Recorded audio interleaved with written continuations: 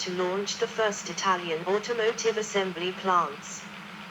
The first plants in Germany were built in the 1920s with the encouragement of Herbert Hoover and the Commerce Department, which agreed with Ford's theory that international trade was essential to world peace and reduced the chance of war. 103. In the 1920s, Ford also opened plants in Australia, India, and France, and by 1929, he had successful dealerships on 6 continents. Ford experimented with a commercial rubber plantation in the Amazon jungle called Fordlandia. It was one of his few failures. After signing the contract for technical assistance in building Nizhny Novgorod, Gorky automobile plant. Dearborn, Mich, May 31, 1929. Left to right, Valery I. Mejnork, Vice Chairman of FSUP, Henry Ford, Saul G. Brun, President of AMTAG. In 1929, Ford made an agreement with the Soviets to provide technical aid over 9 years in building the first Soviet automobile plant, Gaz, near Nizhny Novgorod, Gorky. 104. An additional contract for construction of plant was signed with the Austin Company on the 23rd of August, 1929. 105. The contract involved the purchase of $30 million worth of knocked-down Ford cars and trucks for assembly during the first 4 years of the plant's operation, after which the plant would gradually switch to Soviet-made components. Ford sent his engineers and technicians to the Soviet Union to help install the equipment and train the workforce, while over 100 Soviet engineers and technicians were stationed at Ford's plants in Detroit and Dearborn for the purpose of learning the methods and practice of manufacture and assembly in the company's plants. 106. Said Ford, no matter where industry prospers, whether in India or China, or Russia, the more profit there will be for everyone, including us. All the world is bound to catch some good from it. 107. By 1932, Ford was manufacturing 1/3 of the world's automobiles. It set up numerous subsidiaries that sold or assembled the Ford cars and trucks. Ford of Australia, Ford of Britain, Ford of Argentina, Ford of Brazil, Ford of Canada, Ford of Europe, Ford India, Ford South Africa, Ford Mexico, Ford Philippines. Henry Ford in Germany, September 1930. Ford's image transfixed Europeans, especially the Germans, arousing the fear of some, the infatuation of others, and fascination among all. 108. Germans who discussed Fordism often believed that it represented something quintessentially American. They saw the size, tempo, standardization, and philosophy of production demonstrated at the Ford Works as a national service, an American thing that represented the culture of the United States. Both supporters and critics insisted that Fordism epitomized American capitalist development, and that the auto industry was the key to understanding economic and social relations in the United States. As one German explained, automobiles have so completely changed the Americans' mode of life that today one can hardly imagine being without a car. It is difficult to remember what life was like before Mr. Ford began preaching his doctrine of salvation. 109. For many Germans, Ford embodied the essence of successful Americanism. In My Life and Work, Ford predicted that if greed, racism, and short-sightedness could be overcome, then economic and technological development throughout the world would progress to the point that international trade would no longer be based on what today would be called colonial or neo-colonial models, and would truly benefit all peoples. 110. Racing. Ford, standing, launched Barney Oldfield's career in 1902. Ford maintained an interest in auto racing from 1901 to 1913 and began his involvement in the sport as both a constructor and a driver, later turning the wheel over to hired drivers. On October 10, 1901, he defeated Alexander Winton in a race car named Sweepstakes. It was through the wins of this car that Ford created Henry Ford Company. 111.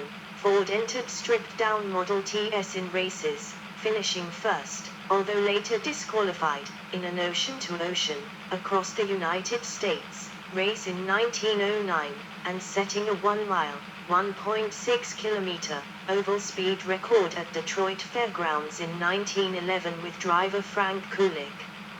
In 1913, he attempted to enter a reworked Model T in the Indianapolis 500, but was told rules required the addition of another 1,000 pounds, 450 kilograms, to the car before it could qualify.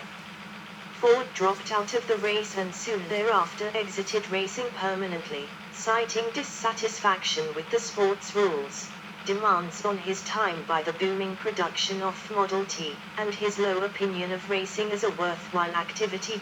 In My Life and Work, Ford speaks, briefly, of racing in a rather dismissive tone, as something that is not at all a good measure of automobiles in general. He describes himself as someone who raced only because in 1890s through 1910s, one had to race because prevailing ignorance held that racing was the way to prove the worth of an automobile. Ford did not agree. But he was determined that as long as this was the definition of success, flawed though the definition was, then his cars would be the best that there were at racing.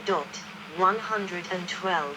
Throughout the book, he continually returns to ideals such as transportation, production efficiency, affordability, reliability, fuel efficiency, economic prosperity, and the automation of drudgery in farming and industry, but rarely mentions, and rather belittles, the idea of merely going fast from point A to point B.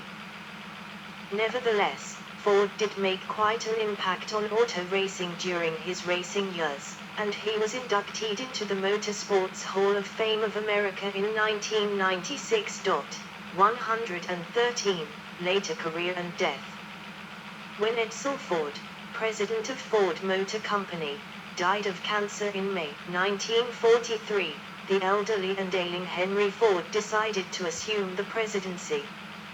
By this point, Ford, nearing 80 years old, had had several cardiovascular events, variously cited as heart attacks or strokes, and was mentally inconsistent, suspicious and generally no longer fit for such immense responsibilities. 114. Most of the directors did not want to see him as president. But for the previous 20 years, though he had long been without any official executive title, he had always had de facto control over the company. The board and the management had never seriously defied him, and this time was no different. The directors elected him, 115, and he served until the end of the war. During this period the company began to decline, losing more than $10 million a month. $156,600,000 today. The administration of President Franklin Roosevelt had been considering a government takeover of the company in order to ensure continued war production. 69. But the idea never progressed. Ford grave, Ford cemetery. His health failing, Ford ceded the company presidency to his grandson Henry Ford II in September 1945 and retired. He died on April 7, 1947, of a cerebral hemorrhage at Fair Lane, his estate in Dearborn, at the age of 83. A public viewing was held at Greenfield Village where up to 5,000 people per hour filed past the casket. Funeral services were held in Detroit's Cathedral Church of St. Paul and he was buried in the Ford Cemetery in Detroit. 101. 116. Personal interests. A compendium of short biographies of famous Freemasons, published by a Freemason lodge, lists Ford as a member. 117. The Grand Lodge of New York confirms that Ford was a Freemason, and was raised in Palestine Lodge number 357. Detroit, in 1894. When he received the 33rd degree of the Scottish Rite in 1940, he said, "Masonry is the best balance wheel the United States has." 118. In 1923, Ford's pastor, and head of his sociology department, Episcopal minister Samuel S. Marquise, claimed that Ford believed, or once believed, in reincarnation. 119. Ford published an anti-smoking book, circulated to youth in 1914, called The Case Against the Little White Slaver, which documented many dangers of cigarette smoking attested to by many researchers and luminaries. 120. At the time, smoking was ubiquitous and not yet widely associated with health problems, making Ford's opposition to cigarettes unusual. Interest in materials science and engineering. Henry Ford had a long-held interest in materials science and engineering. He enthusiastically described his company's adoption of vanadium steel alloys and subsequent metallurgic R&D work. 121. Ford also had a long-standing interest in plastics developed from agricultural products, particularly soybeans. He cultivated a relationship with George Washington Carver for this purpose. 122, 123, 124. Soybean-based plastics were used in Ford automobiles throughout the 1930s in plastic parts such as car horns, in paint and other components. The project culminated in 1942, when Ford patented an automobile made almost entirely of plastic, attached to a tubular welded frame. It weighed 30% less than a steel car and was said to be able to withstand blows 10 times greater than steel. It ran on grain alcohol, ethanol, instead of gasoline. The design never caught on. 125. Ford was interested in engineered woods. Better wood can be made than is grown. 126. At this time plywood and particle board were little more than experimental ideas. Corn as a fuel source, via both corn oil and ethanol. Winking sad smiley. 127. And the potential uses of cotton. 126. Ford was instrumental in developing charcoal briquettes, under the brand name Kingsford.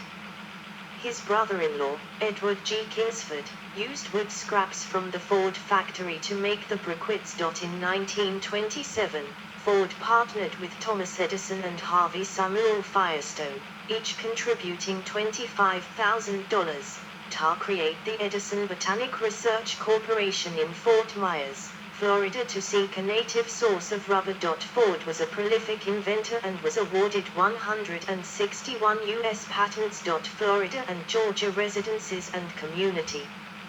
Ford had a vacation residence in Fort Myers, Florida, next to that of Thomas Edison, which he bought in 1915 and used until approximately 1930. It still stands today as a museum. 128. He also had a vacation home, known today as the Ford Plantation, in Richmond Hill, Georgia, which is now a private community. Ford started buying land in this area and eventually owned 70,000 acres, 110 square miles, there. 129. In 1936, Ford broke ground for a beautiful Greek Revival-style mansion on the banks of the Ogeechee River on the site of a 1,730-acre plantation. The grand house, made of Savannah gray brick, had marble steps, air conditioning, and an elevator.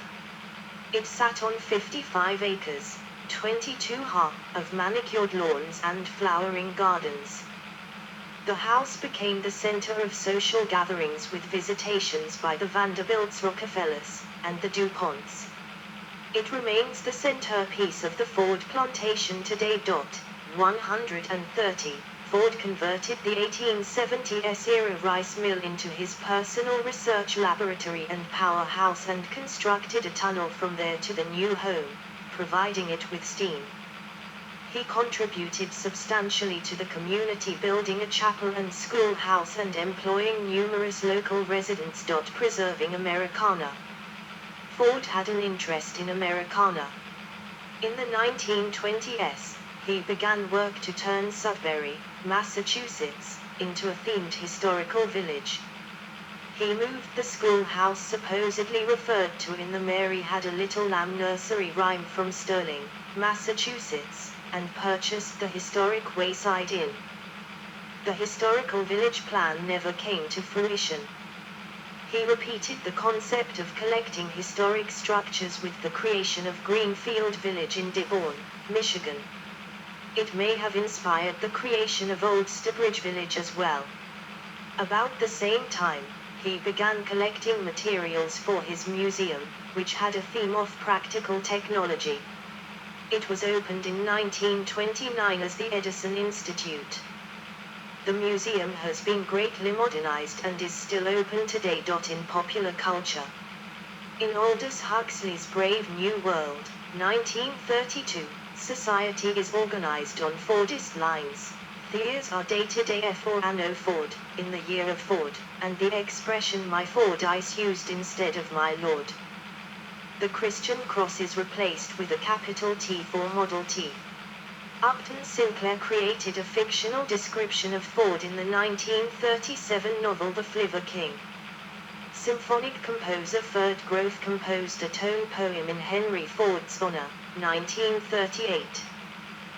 Henry and Clara Ford. In his first car, the Ford quadricycle, Ford appears as a character in several historical novels, notably E.L. Doctorow's Ragtime, 1975, and Richard Powers' Three Farmers on Their Way to a Dance, 1985. 131, 132. Ford, his family, and his company were the subjects of a 1987 film starring Cliff Robertson and Michael Ironside based on the 1986 biography Ford, The Man and the Machine by Robert Lacey.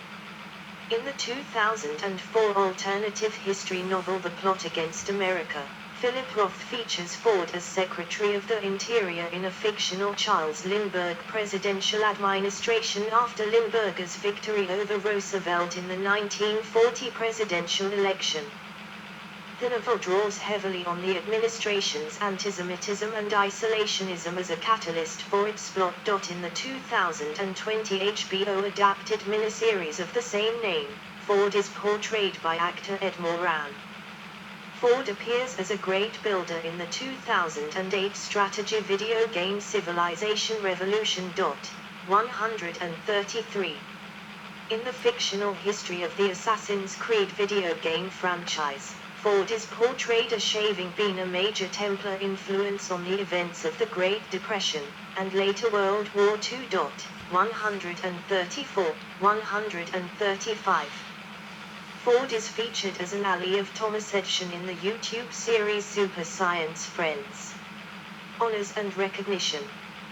In December 1999, Ford was among 18 included in Gallup's list of widely admired people of the 20th century, from a poll conducted of the American people. In 1928, Ford was awarded the Franklin Institute's Elliott Cresson Medal. In 1938, Ford was awarded Nazi Germany's Grand Cross of the German Eagle, a medal given to foreigners sympathetic to Nazism. 136. The United States Postal Service honored Ford with a prominent American Series 1965, 1978, 12-cent postage stamp. He was inducted into the Automotive Hall of Fame in 1946. 137, 138. In 1975, Ford was posthumously inducted into the Junior Achievement U.S. Business Hall of Fame. 139. In 1985, he was inducted into the National Aviation Hall of Fame. 48. He was inducted into the Motorsports Hall of Fame of America in 1996. 140. See also: Capitalist Peace, Detroit, Toledo and Ironton Railroad. Dodge v. Ford Motor Company. Edison and Ford Winter Estates. Arthur Constantin Krebs. Ferdinand Porsche. Ferdinand Verbiest. Ford Family Tree.